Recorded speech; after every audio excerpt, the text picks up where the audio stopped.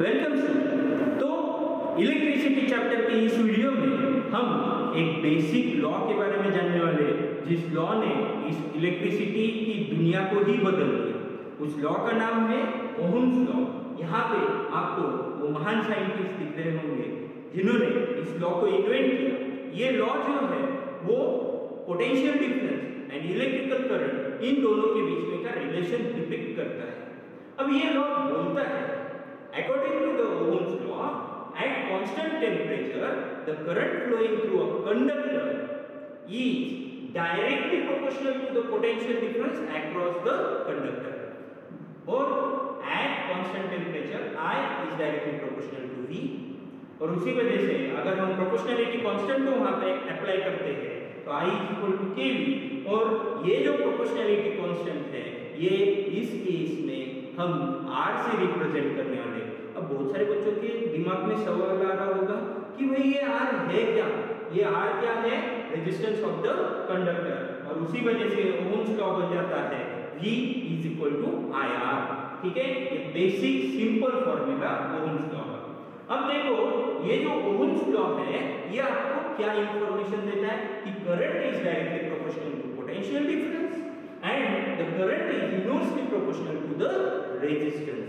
ठीक है, तो करंट और पोटेंशियल डिफरेंस का प्रोपोर्शन कैसा है? डायरेक्ट है। वही करंट और रेजिस्टेंस का प्रोपोर्शन कैसा है? इनवर्स है। अब जो SI यूनिट ऑफ रेजिस्टेंस है वो है ओहम, जो कि एक ग्रीक लेटर ओमेगा, इस ग्रीक लेटर से क्या किया जाता है? इंडिकेट किया जाता है। और अगर आप VI ग्राफ निकालोगे किसी कंडक्टर का तो यहाँ पे x एक्सिस पे हमने पोटेंशियल डिफरेंस को लिया, y एक्सिस पे हमने करंट को लिया, तो वो ग्राफ आता है straight line passing through the origin. ठीक है, और 1 ओहम को अगर आपको डिफाइन करना है तो वो बहुत ही इजी है। 1 ohm of resistance is defined as a resistance of a conductor which allows 1 ampere of current flow through the conductor when a potential difference of 1 volt is applied across it। ठीक है, अब देखते हैं कि ये resistance जो है वो आता कैसे है। ये रेजिस्टेंस क्या है?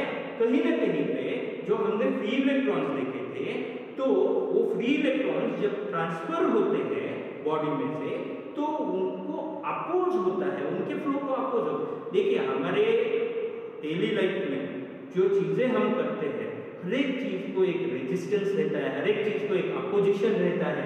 सिमिलर वे इन इलेक्ट्रॉन्स के फ्लो को भी अपोज किया जाता है और उसे हम क्या बोलते हैं? रेजिस्टेंस बोलते हैं। अब ये अपोज होता क्यों है? तो जब ये इलेक्ट्रॉन कंडक्टर में से फ्लो करते हैं तब वो कंडक्टर के वॉल को क्या करते हैं? कोलाइड करते हैं। और due to that collision a frictional force or a frictional energy is generated and due to that a resistance concept occurs। ठीक है, और ये जो रेजिस्टेंस है ये अलग अलग फैक्टर्स पे डिपेंड करता है। वो फैक्टर्स क्या है? Length, thickness, nature of material, temperature, इन सभी फैक्टर्स के ऊपर ये रेजिस्टेंस क्या करता है? डिपेंड करता है। आप अगर देखोगे a long wire has more resistance than the shorter wire। A thick wire has less resistance whereas thin wire has more resistance। Rise in temperature increases the resistance। ये हम डेट में आगे देखने वाले हैं कि इन फैक्टर्स के ऊपर रेजिस्टेंस कैसे डिपेंड करता है। अब देखो यहाँ पे कुछ फैक्टर्स जो हमने अभी थोड़ी देर पहले डिस्कस किए, temperature of conductor, length of the conductor, area of cross section of the conductor and nature of material, इन सभी के ऊपर ये इलेक्ट्रिकल रेजिस्टेंस क्या होता है? चेंज होता है इन सभी फैक्टर्स की वजह से। ठीक है, अब एक फैक्टर हम डेप्थ में देखेंगे। पहला फैक्टर है इफेक्ट ऑफ द लेंथ। अब जो रेजिस्टेंस रहता है that resistance is directly proportional to the length of the particular conductor. ठीक है, therefore R is directly proportional to L। Then area of cross section के बारे में हम बात करेंगे। जो रेजिस्टेंस रहता है वो इनवर्सली प्रोपोर्शनल रहता है एरिया के साथ। ठीक है, means R is inversely proportional to the area of cross section. ठीक है, तो वहां पे आप अगर देखोगे एरिया ऑफ क्रॉस सेक्शन अगर डबल किया गया तो रेजिस्टेंस आपका क्या हो जाएगा? हाफ हो जाएगा।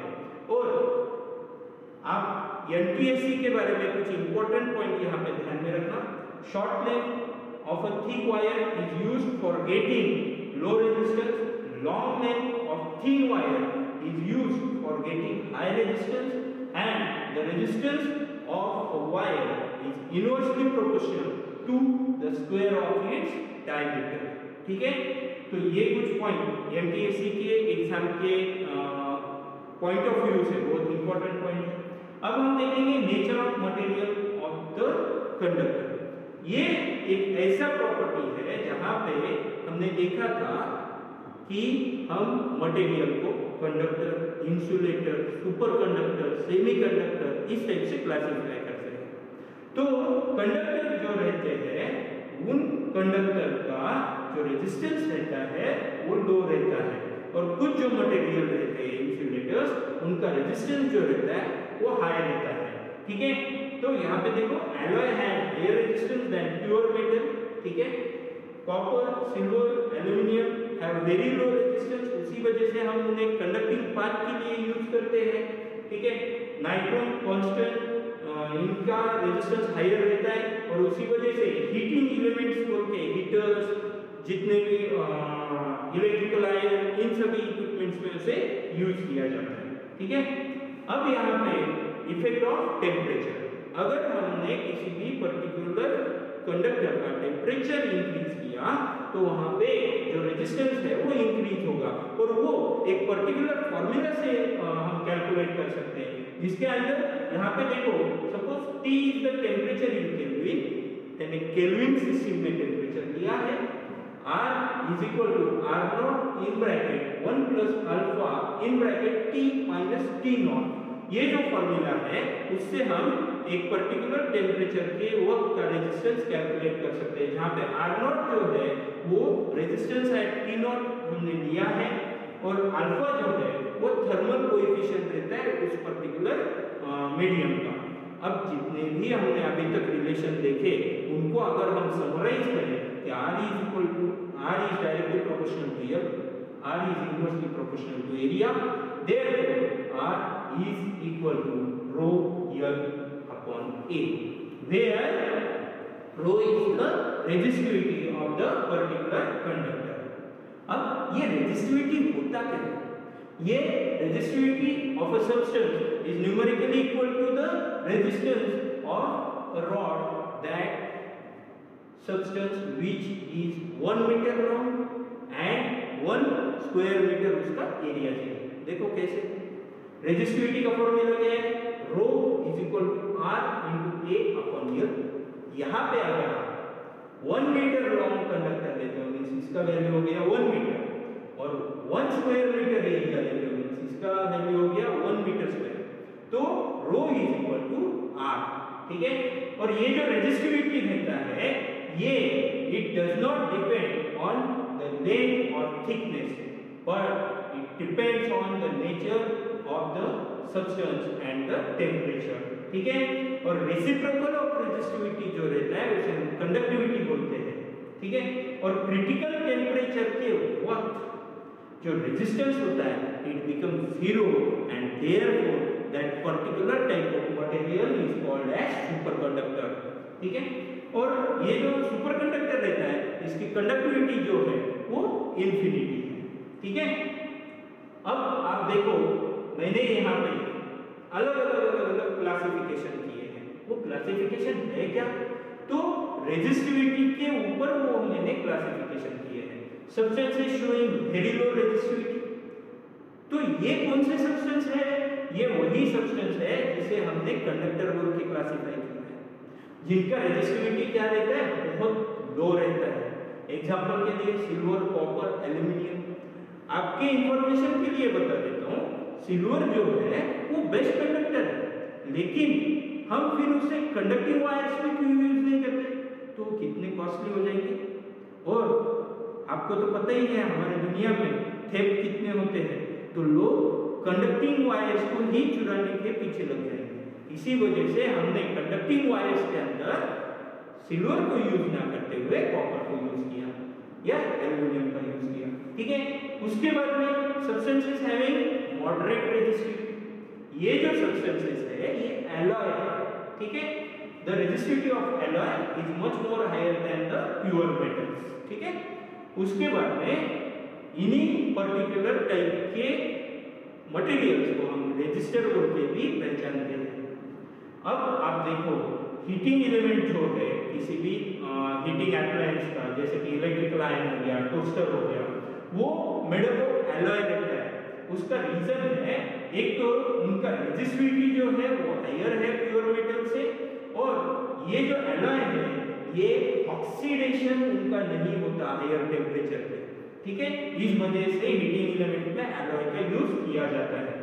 Substances having very high resistivity, इन सब्सटेंसेस को हम इंसुलेटर बोलते हैं। इनकी रेजिस्टिविटी बहुत ज्यादा हाई रहती है। एग्जांपल के लिए रबर, प्लास्टिक एंड वुड, ठीक है। एनटीएससी एग्जाम के लिए आप ये जो पर्टिकुलर इंफॉर्मेशन है वो आप ध्यान में रख सकते हो, जिस वजह से आपको कैलकुलेशन करने में आसानी होगी। यहाँ पे मैंने दो फॉर्मूला मेंशन किए हैं। एक तो effect of stretching of wire on the resistance, means suppose कोई कंडक्टर है उसकी लेंथ अगर हम चेंज करते हैं या वायर की लेंथ अगर हम चेंज करते हैं तो R1 upon R2 is equal to L1 square upon L2 square. ये फॉर्मूला हम डायरेक्टली यूज कर सकते हैं।